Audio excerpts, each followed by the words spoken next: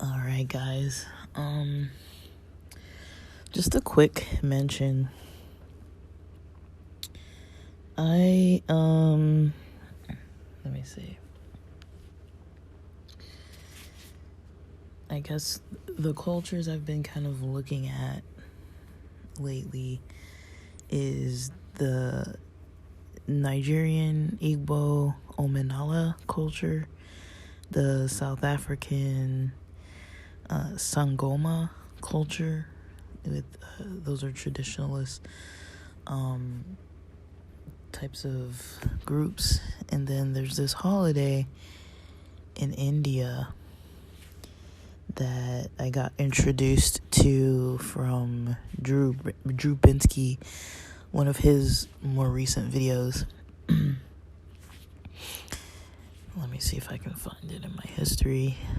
Drew Binsky.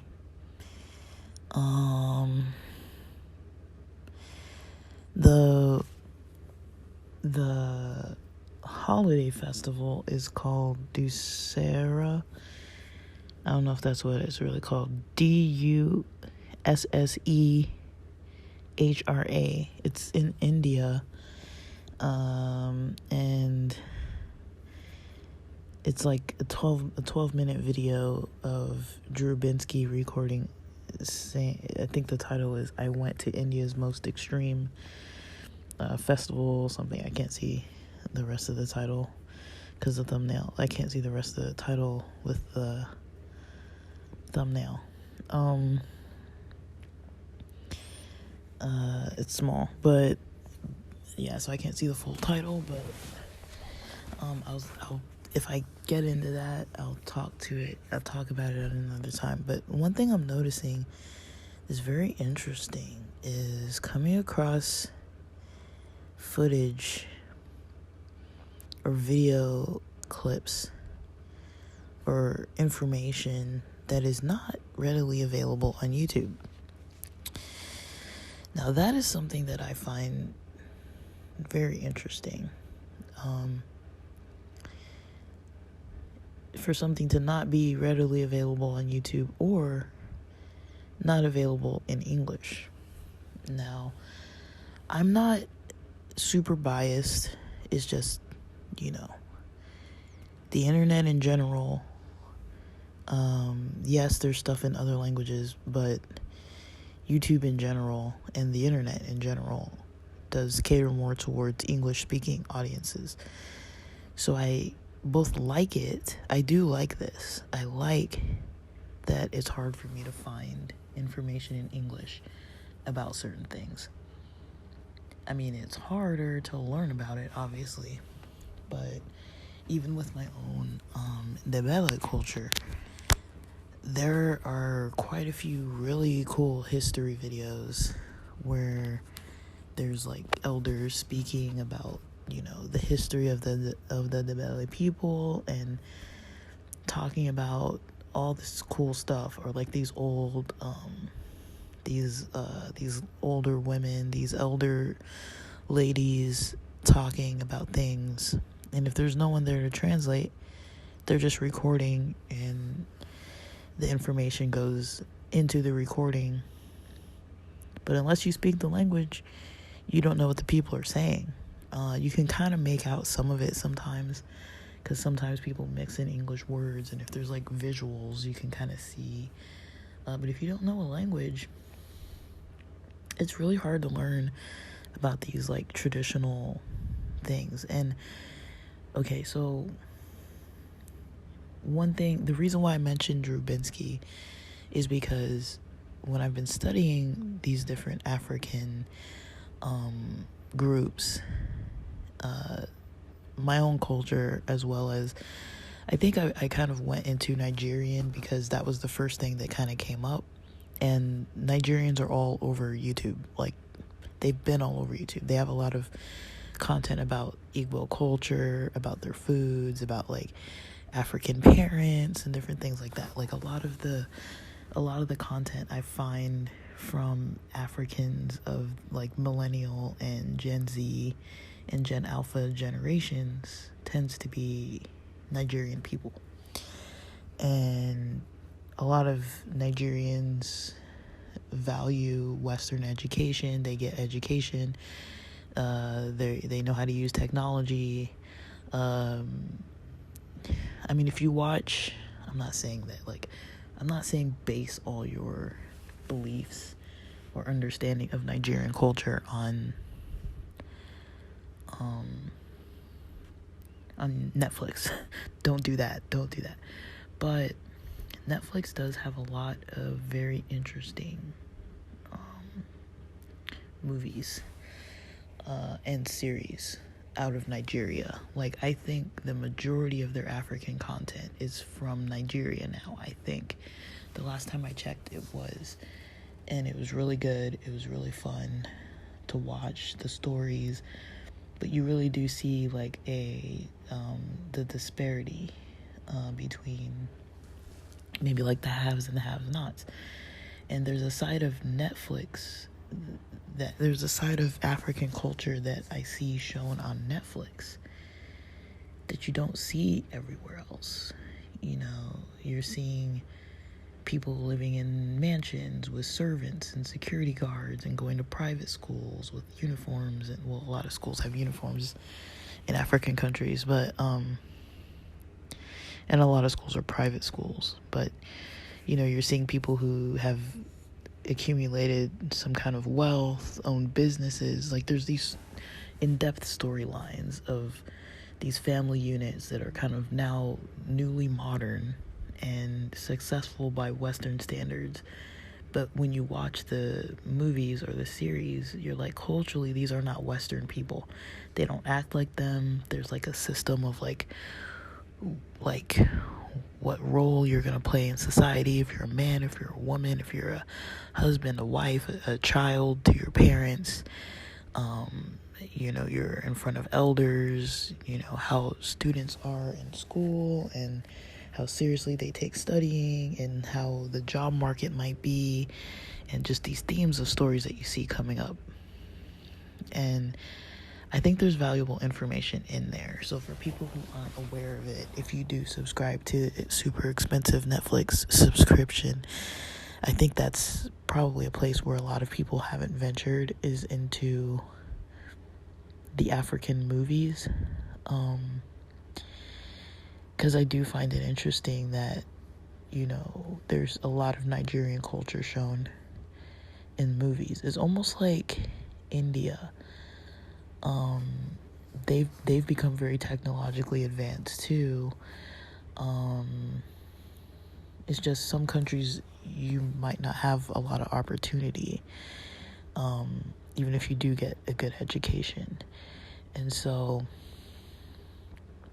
I just wanted to bring that up because it is something that I find very interesting. And the reason why I'm mentioning it is because I would say, maybe I'm wrong, correct me if I'm wrong, but I would say Nigerians, compared to most African groups, Nigerians probably have the biggest online presence as far as like having movies on Netflix, being all over on YouTube. You see them in a lot of black spaces with like black entrepreneurs. A lot of Nigerians come out on Anthony O'Neill. Anthony O'Neill used to work on with Dave Ramsey. A lot of Nigerians and Africans in general, you know, might have kids in another state or send them to have kids in other countries. Like, I was raised in the U.S. and born in the U.S., but half of my family isn't even from this country. And, you know, other than two other cousins on my dad's side, or one other cousin on my dad's side, there are no other American-born cousins. Like, all my cousins, except for maybe like the Gen Z cousins, I think they might be, some of them might have been born in the U.S., some of them weren't. So we have that as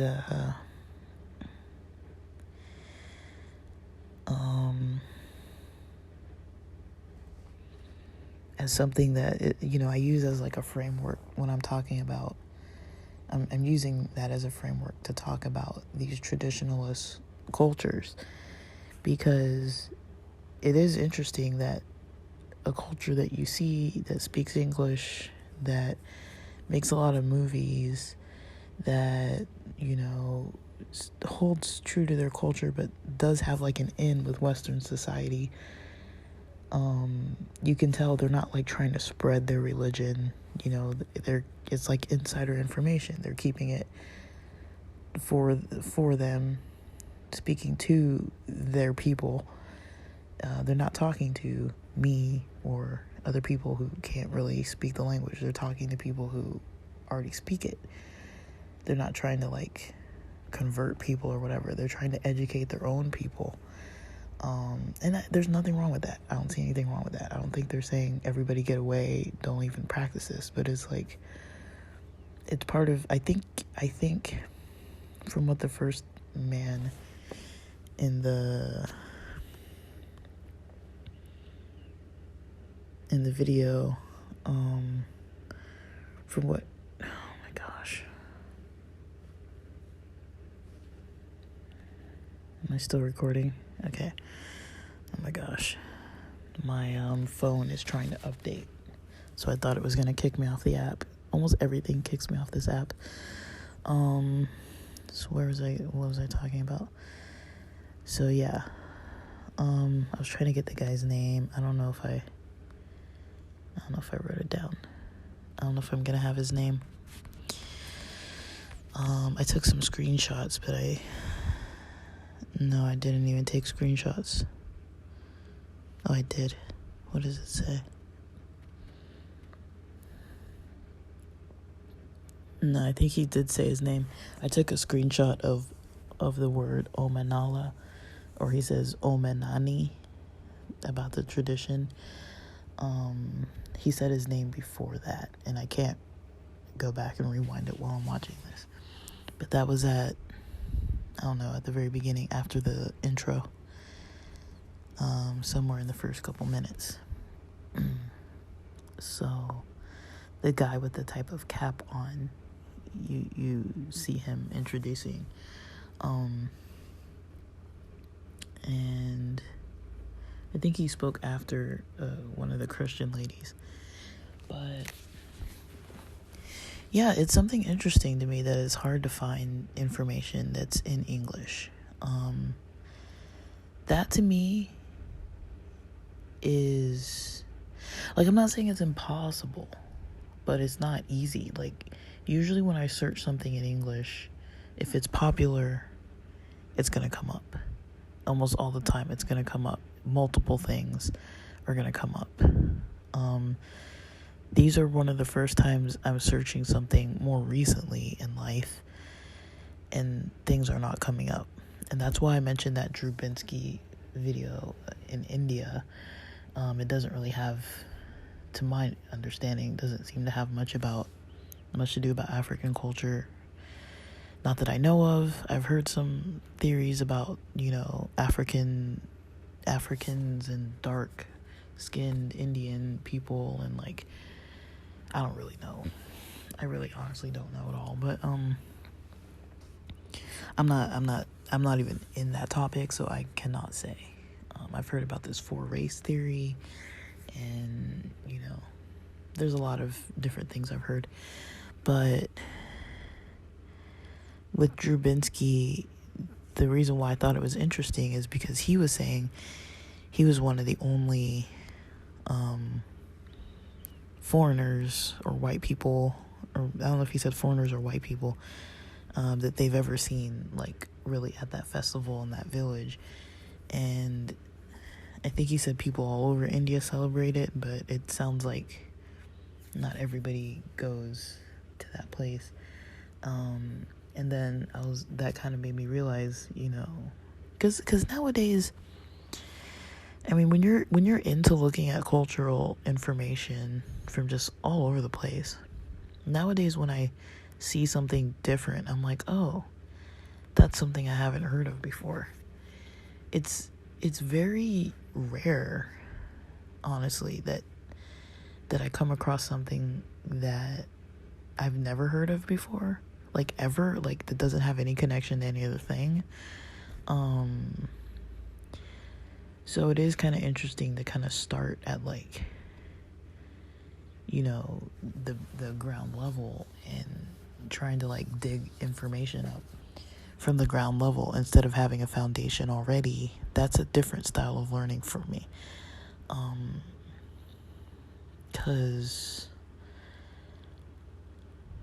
I mean, it's just mostly different because I'm usually when I'm talking about like religions and spirituality, as you probably notice, it's usually from like, you know, I use like biblical kind of framework.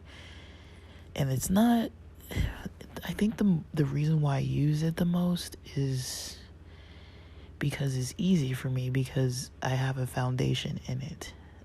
Even if it's ideas that aren't what I was raised with, or things I don't believe now, or maybe I used to believe, or things that I don't agree with, or things that I'm completely against, or things that I'm like totally aligned with, you know.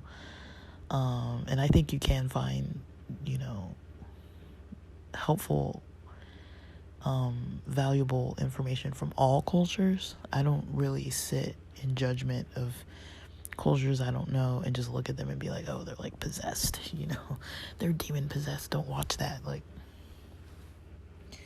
but when I saw that Drew Binsky video, just a trailer, just the like intro of it, I was, you know, immediately like, oh, I'm curious if there's going to be a bunch of like Christians in the comments being like, oh, this is demon possession or whatever.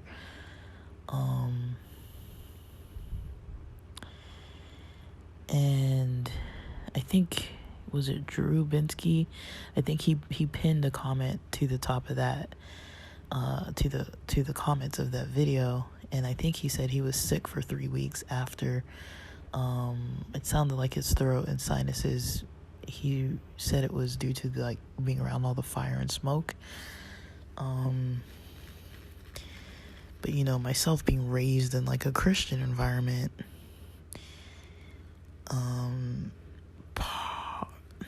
and I'm not saying I even fully believe this, but this is where my head goes, because I'm already primed to think like this.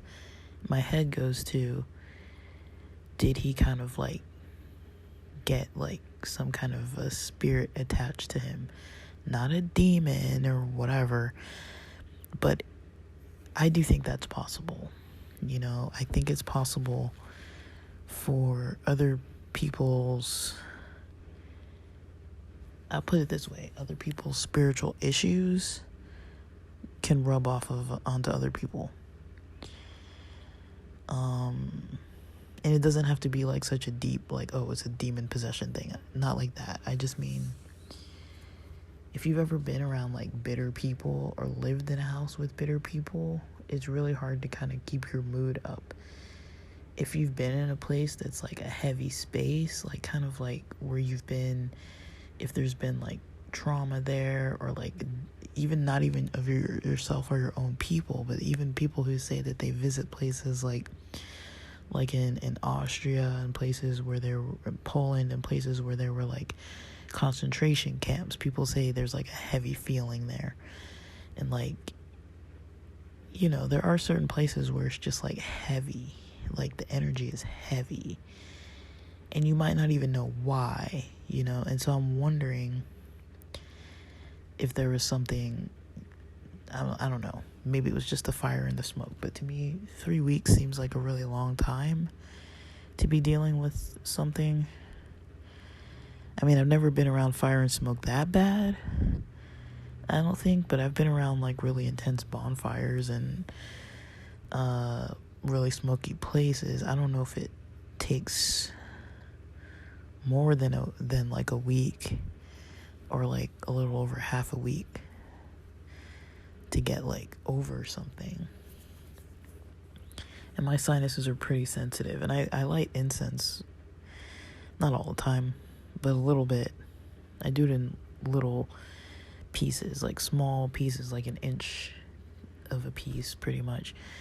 And to me, that's plenty of smoke in my room, and I usually don't light like a whole stick or like multiple sticks.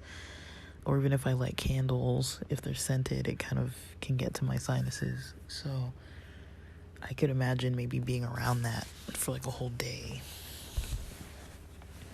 Maybe it does affect you longer.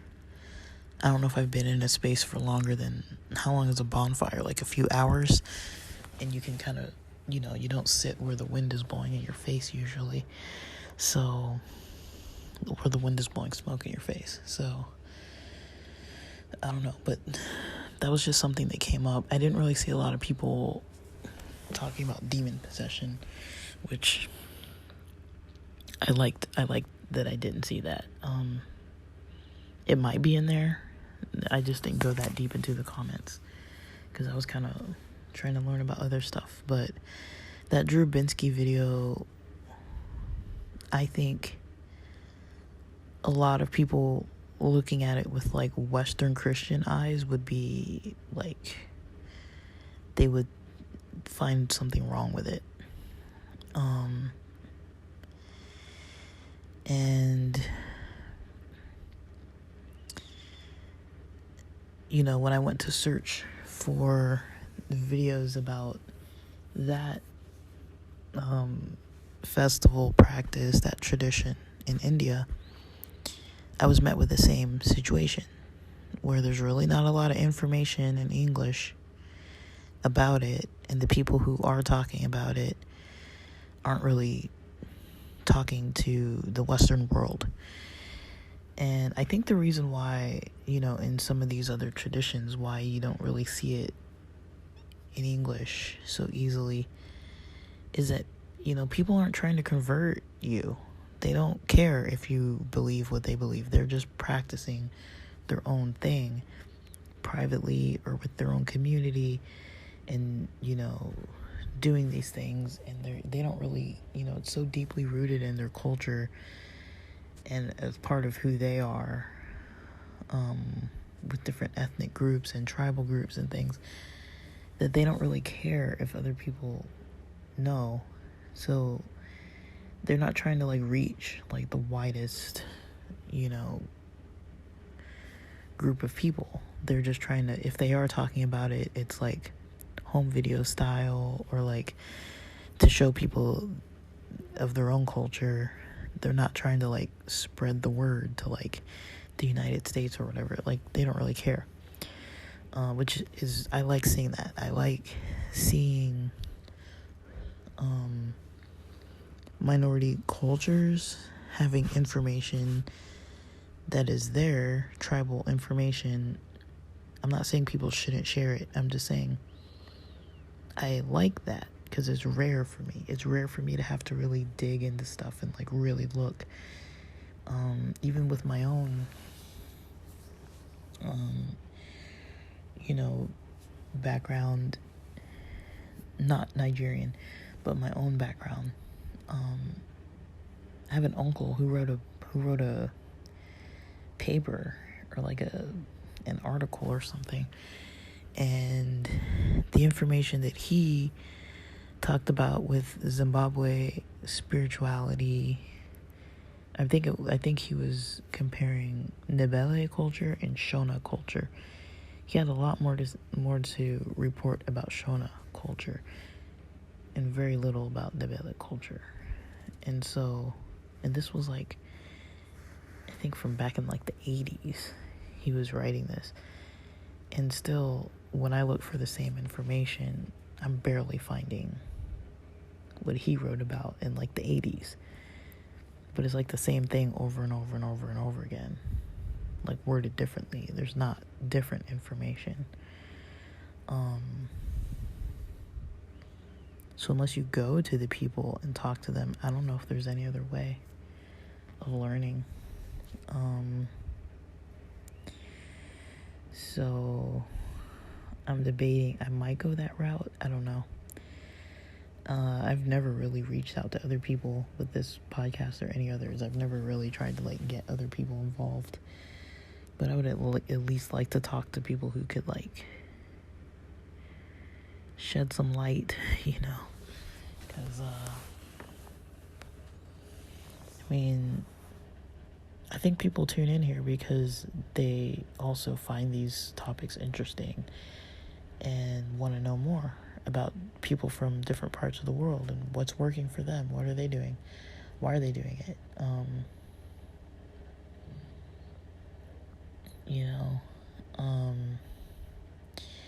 And trying to come at things from, an open-minded perspective. Just like I said, like, it can be hard to look at a video where somebody's doing something where I was taught, if I saw these people walking around on my street like that, I would automatically assume, being in a state of trance. And they don't do it through substances either, I believe. I believe they do it through a 41-day fast. And I don't know, with Christianity, everything that's not Christianity is wrong. And so, there really is no room for exploration.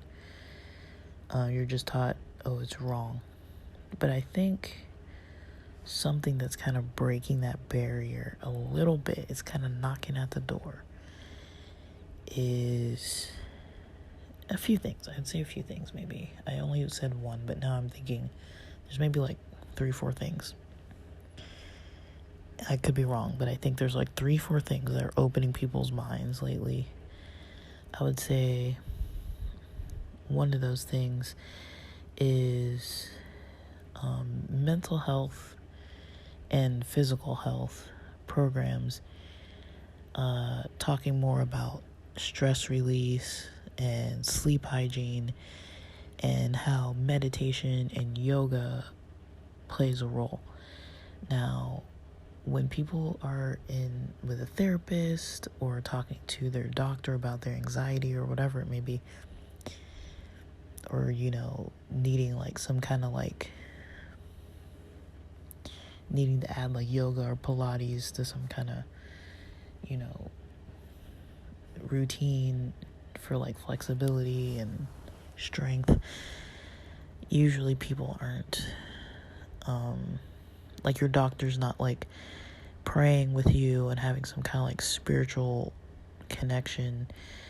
It's straight like science. We're going to talk about, empirically used studies that show that, that are validated and you can, see results with most people or many people by using the same kind of like textbook practices. And meditation and yoga, not too long ago, I remember when I was growing up, people were so like against them. And now you hear people like they've taken out like the spiritual part of it. Like you're not doing any kind of Indian practice, but it's there. Like you're doing meditation, you're doing yoga, it's there.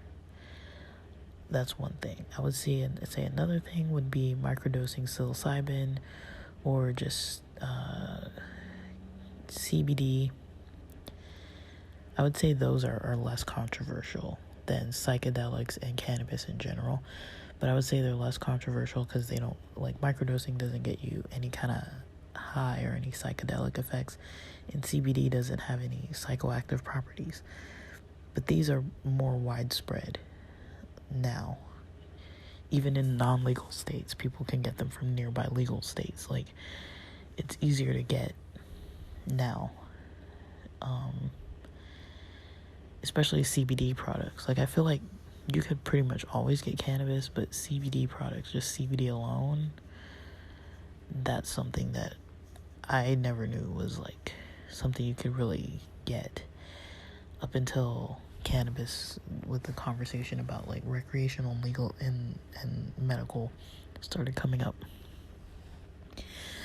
So I've noticed these things: meditation, yoga, microdosing, and CBD.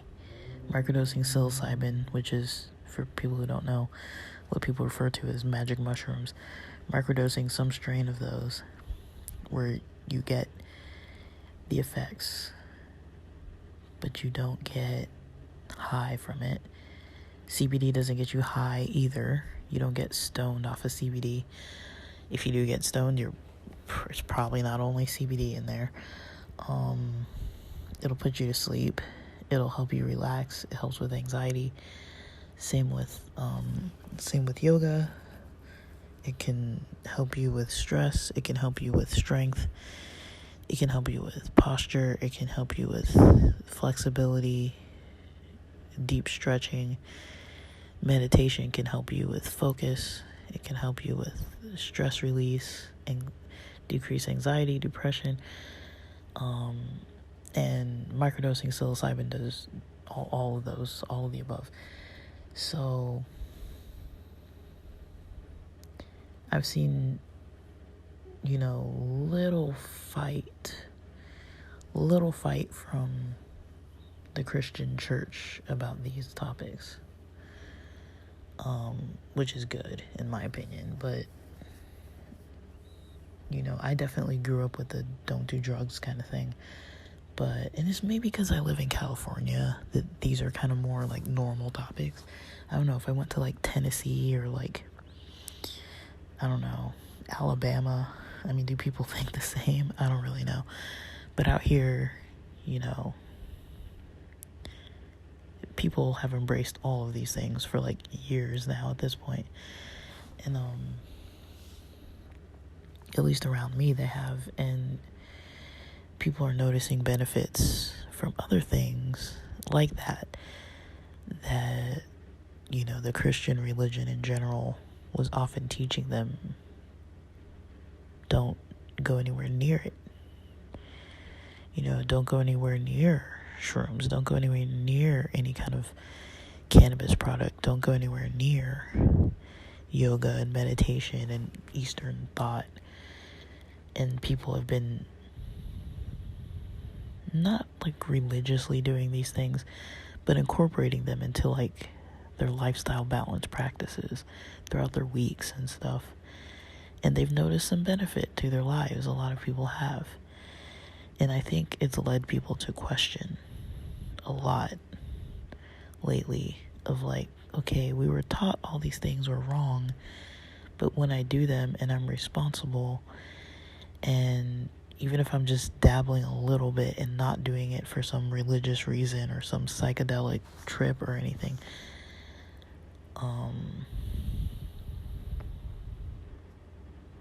then I'm getting some effect from it. I'm getting some benefit from it. And like I said, I don't know where the church stands on all this, but I think it does help people have a little more open mind towards other topics outside of Christianity. And I think that's why a lot of people are looking for more information, something that's not so condemning. Like in the previous episode, I talked about, the qualities of a person who's gonna wear that Omanala traditional Igbo cap. The qualities that a person has to have seem very value-based. It almost reminds me of, the reflections during Kwanzaa. It's I feel like it's pretty focused. And people just do it in their own way. They're not trying to like get new members or have some ego trip over it. I'm sure there are ego trips in every group of people around the world. But yeah, it's just kind of like different. And I like it, I like that it's hard for me to find this information. I like that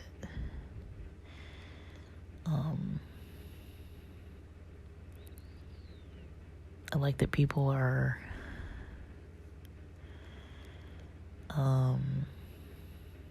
talking to their own people about it.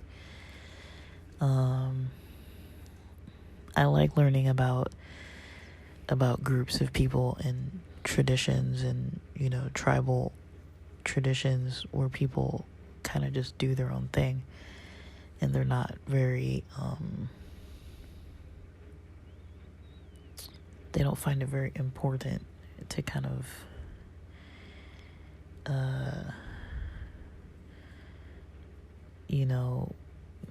make other people aware. They just practice and live, because in their heart they're doing the right thing. They're living their life the way they believe they should, and they don't look at it as we're doing some kind of bad thing. I do think that the Christian church judgment is one thing that really turns me off, and I almost wish that I never, I guess I'm glad that I was raised in a really strict Christian Adventist environment just to have that experience. But part of me wishes that, when I looked at certain videos, I wouldn't automatically have my mind go to oh, is this some kind of possession or something? Is this trans state something wrong? I mean, I like psychedelics and psychoactive, supplements and things. I'm not against that kind of stuff. So it's hard for me to really be that's wrong. Being in a trance state like those people is wrong. But I can sit here and eat an edible and be on whatever level I'm going to be on, because I had however many milligrams of it.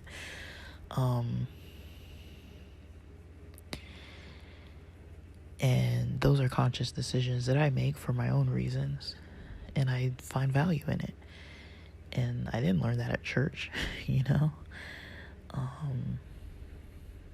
but I mean, I don't really see too much of a difference between a 41-day fasting trance state, taking an edible, and in 2 hours being there, taking, some shrooms, and then 30 minutes being there.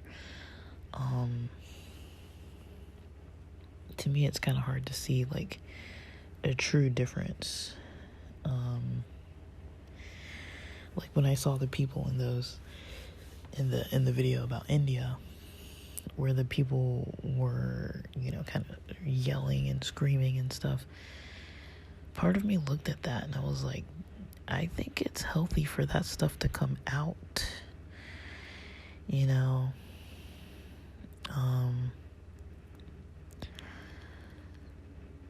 have you ever been to a concert and you've just danced for hours and hours on end?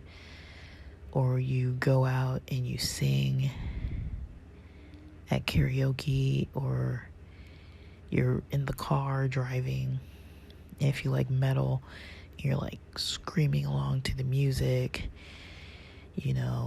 or playing guitar and it's really heavy music and it's System of a Down or Slipknot or something, and you're playing something pretty heavy. It's that stuff needs to come out. I think it's healthy for it to come out. Let it out. And that's kind of what I saw in that festival, was these people in the trance states looked like they were letting this energy out. I feel in the US, I think we get it from our English brethren, from the British, this kind of uptightness. People don't let loose. They don't want to let go, And I think a lot of stuff needs to be let go. It needs to come out. And a lot of what people say is possession, demon possession.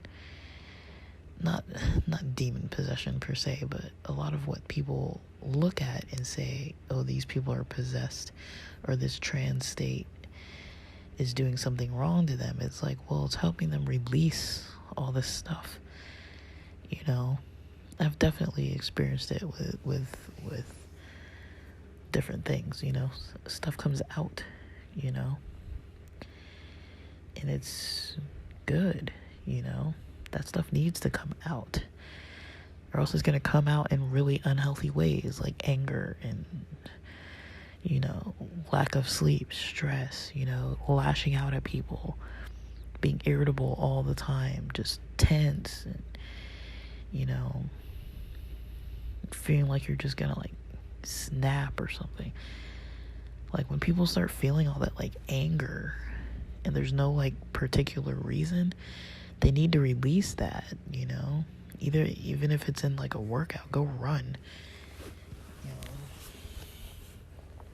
get it out, but,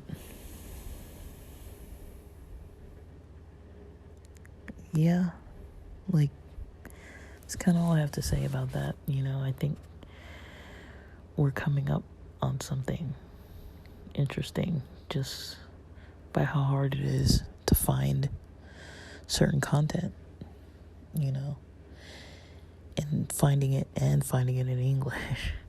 So, I don't know. That's about all I have to say, but that's it for now.